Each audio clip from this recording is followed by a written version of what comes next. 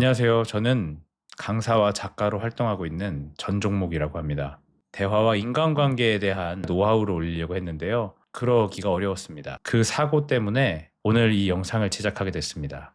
우리는 살면서 큰 상실을 마주하게 되는 경우가 많죠. 저 같은 경우도 사고는 아니었지만 암이라는 질병으로 초등학교 5학년 때 어머니를 그리고 그 빈자리를 채워줬던 둘째 누나를 떠나보내는 경험을 했습니다. 그때 저는 너무도 힘들어서 제 생명을 스스로 좀 끊으려고 했던 마음까지 들었었어요. 우리가 슬픈 일들을 어떻게 마주해야 되는지, 그 상실감을 어떻게 이겨내야 하는지를 너무도 잘 배울 수 있었습니다. 그 후로 저는 많은 사람들을 만나고 스스로를 돌아보면서 어떻게 하면 우리가 그 상실감을 잘 이겨내고 슬픔을 마주해서 승화시킬 수 있는지를 고민하고 연구했습니다. 오늘은 그 가운데에서 얻었던 노하우들을 조금 공유해 볼까 합니다. 첫 번째로 스스로가 챙겨주는 배려가 좀 필요한 시기입니다. 감정이라는 건 우리 몸 상태와 굉장히 밀접한 연관이 있는데요. 힘든 일을 겪었을 때 호흡을 좀 잘 해야 됩니다. 스트레스 받는 상황에서 사람들은 상반신이 특히나 많이 긴장되어 있고 수축되어 있습니다. 그러다 보니 호흡이 얕아질 수밖에 없는데요.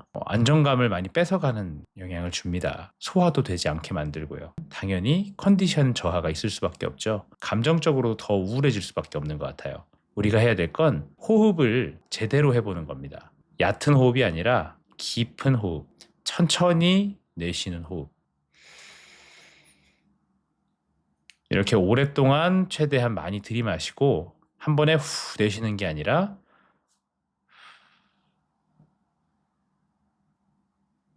길게 내쉬는 겁니다. 아주 밝고 신선한 에너지가 호흡과 함께 들어와서 코와 폐를 통해서 온몸으로 전달이 되고 빠져나갈 때는 몸 안에 쌓여있던 안 좋은 기운이나 찌꺼기들이 입을 통해서 밖으로 나간다라고 생각하니까 훨씬 더 도움이 되더라고요. 지금 이 영상을 보시는 분들도 옆에 있는 분들이랑 같이 호흡을 천천히 해보시는 걸 추천해드리고 싶어요. 두 번째는요, 물을 좀 마셔야 됩니다. 수분 섭취가 부족하면 세로토닌이라고 하는 집중력을 담당하고 감정 조절을 담당해서 행복을 조금 더 많이 느끼게 만드는 그런 세포가 있는데 이 세포가 제대로 활동할 수 없게 될 수밖에 없죠. 그러다 보면 아무래도 부정적인 감정이 밀려왔을 때 그 감정을 이겨내게 만드는 게 어렵게 될 수도 있습니다. 그래서 수분 섭취를 자주 해주셔야 되는데요. 조금씩 자주 드시는 게 추천을 해드리고 싶어요. 이제 누나가 세상을 떠났을 때 이 수분이 적을 때마다 몸이 힘들어지고 안 좋은 생각들이 많이 올라오더라고요. 그래서 의식적으로 물을 많이 드시는 걸 권해드리고 싶습니다. 우리가 슬픈 가운데서는 갈증들이 덜 느껴질 수 있는데 이 갈증이라는 건 특히나 남들이 누가 챙겨주는 경우 많이 없잖아요. 컵이나 아니면 물병을 옆에 두시고 틈틈이 자주 의식적으로 좀 섭취해 주시는 게 좋습니다. 새벽에 굉장히 고통을 받았던 기억이 있어요. 이 잠을 자고 있지 못하다라는 빨리 자고 싶은데 잠에 들지 못한다라는 조바심과 함께 그 우울한 감정이 온몸을 휩싸게 되면 그때 이제 부정적인 선택들을 많이 하게 되는 것 같더라고요.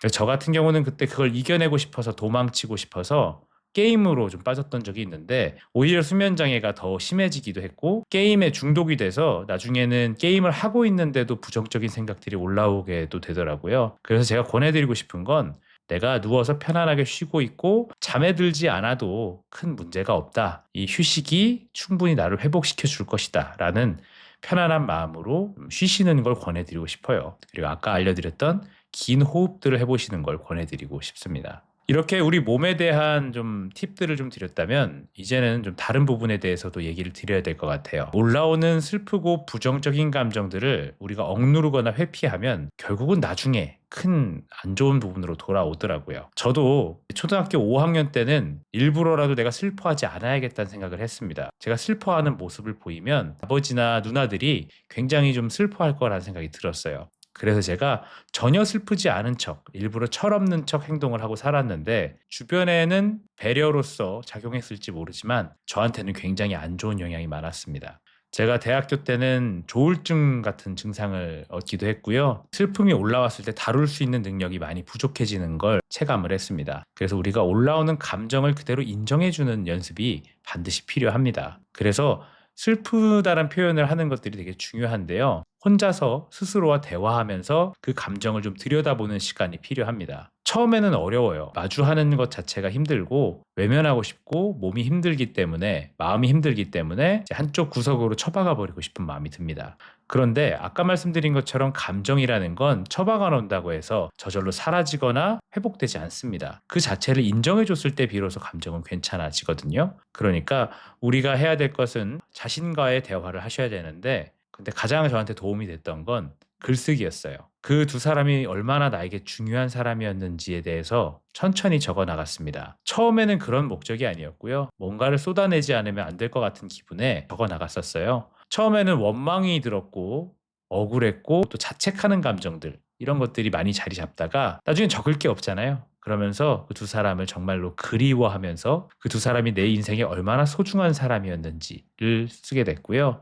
그걸 적으면서 깨닫게 됐죠. 아, 두 사람은 내가 스스로 나를 자책하거나 스스로의 생명을 해하는 걸 당연히 원할 리가 없다. 이렇게 소중하게 나를 아껴줬던 두 사람은 내가 누구보다 행복하게 살기를 원할 것이다. 그리고 어렵겠지만 두 사람을 잃은 그 경험조차도 나에게 큰 도움이 되는 경험으로 승화시키기를 바랄 것이다. 라는 결론에 이르게 되더라고요. 그렇게 글쓰기가 저한테는 많은 치유가 됐습니다.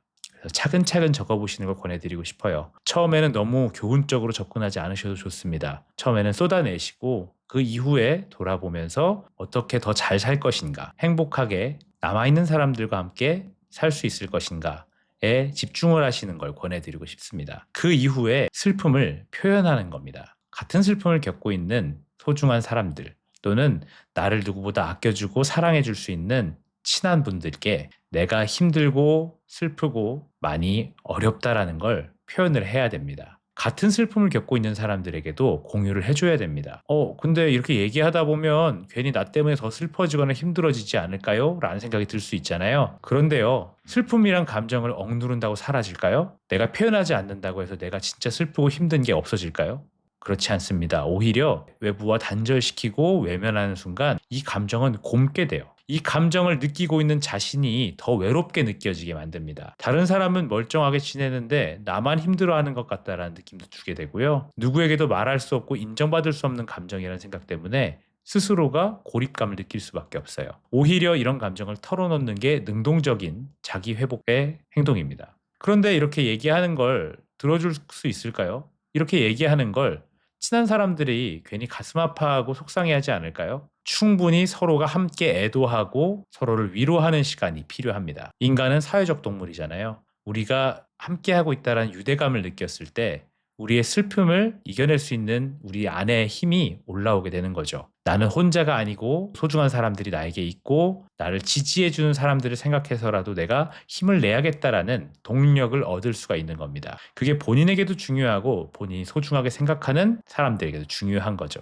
뿐만 아니라 감정을 충분히 이해하는 건 혼자만의 힘으로 부족할 수가 있습니다. 다른 사람에게도 인정을 받아야 되잖아요. 내가 이 감정을 갖고 있는데 그게 괜찮아야 되잖아요. 그렇기 때문에 다른 사람에게 감정을 털어놓고 충분히 인정받으시길 바라고 여러분도 그런 감정을 상대방이 얘기했을 때 충분히 인정해 주시기를 바랍니다. 지금 상황에서 충분히 슬플 수 있고 슬픈 건 당연한 거고 나쁜 게 아니야. 더 슬퍼해도 돼.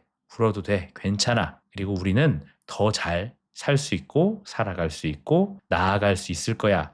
라는 얘기들을 서로가 주고받으면 큰 힘이 될 거라고 생각을 합니다. 지금 당장은 제가 알려드렸던 물을 마시고 호흡을 하고 잠을 더 자려고 노력하면서 눈을 감고 쉬고 스스로에게 글을 쓰거나 주변 사람들에게 슬픔을 털어놓는 등의 행동이 한마디로 스스로를 좀 위로하고 슬픔을 마주하는 이겨내기 위해 노력하는 이 행동들이 부질없게 느껴지거나 아니야 나는 그럴 자격도 없어라고 스스로를 몰아가고 있는 분들도 계실 겁니다. 이해합니다. 저도 똑같이 그랬었고 저보다 더 많이 아픈 분들도 계실 거고요. 그런데 저는 이렇게 생각합니다. 우리가 이렇게 슬픔을 마주하고 이겨내는 방법들을 조금씩 노력해서 몸을 회복시키려고 노력하고 마음에 힘을 기르려고 노력한다면 나중에는 그러길 정말 잘했구나 라는 생각이 들 수밖에 없을 거라고 생각해요.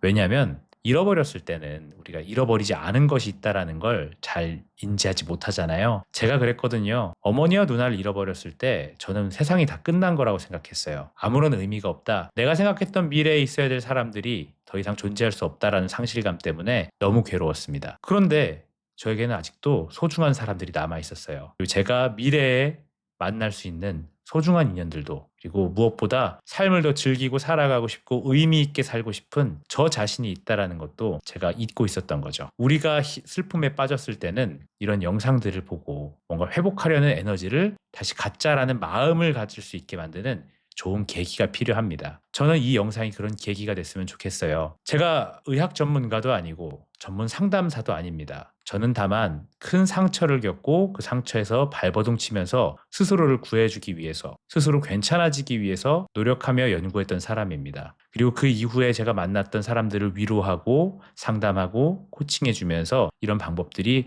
정말 의미가 있다라는 걸 알게 됐고요. 제 영상을 찍은 이유는 이 영상을 보시는 분들이 이런 영상 누구에게 필요하겠다라고 해서 공유를 해주시고 함께 보시면서 이 방법은 나랑 좀 더 안 맞는데 하셔도 괜찮습니다. 다만 우리에게 조금 더 좋은 방법은 뭐가 있을까? 이렇게 하니까 도움이 되더라. 이런 식으로 스스로 이겨내기 위한 계기로 삼으셨으면 좋겠습니다. 그럼 저는 충분히 보람감이 느껴질 것 같아요. 이 영상에 좋아요와 구독을 하지 않으셔도 좋습니다. 하지만 많은 분들이 보셨으면 좋겠습니다. 필요한 분들에게 이 영상이 닿을 수 있도록 공유해 주시고 알려주세요. 적어도 제가 말씀드린 것처럼 각자만의 방법들과 노하우가 있을 수 있습니다. 스스로가 찾아가는 계기, 내가 나아져야 된다라는 마음을 먹는 계기가 됐으면 좋겠다는 생각이 듭니다. 많이 도와주시고요. 많이 공유하고 알려주시기를 바라겠습니다. 저는 우리가 충분히 나아질 수 있다, 나아갈 수 있다라고 생각합니다. 삶이라는 건 힘들 때도 있고 괜찮을 때도 있는 거라고 생각해요. 그럴 때 가장 중요한 건 내가 나를 놓지 않는 것, 슬픔 가운데서 가라앉지 않는 게 중요합니다. 슬픔을 마주하고 인정해주고 이겨내고 승화시키는 여러분이 되셨으면 좋겠습니다. 새해에 우리 힘내서 열심히 살아가 보자고요. 그럼 반드시 스스로를 잘 돌보길 잘했구나. 이게 내가 사랑하던 사람들, 그 사람들이 원하던 나의 모습이구나 라는 걸 깨달으실 수 있을 거라고 생각합니다. 그 노력을, 그 발걸음을 응원하겠습니다. 감사합니다.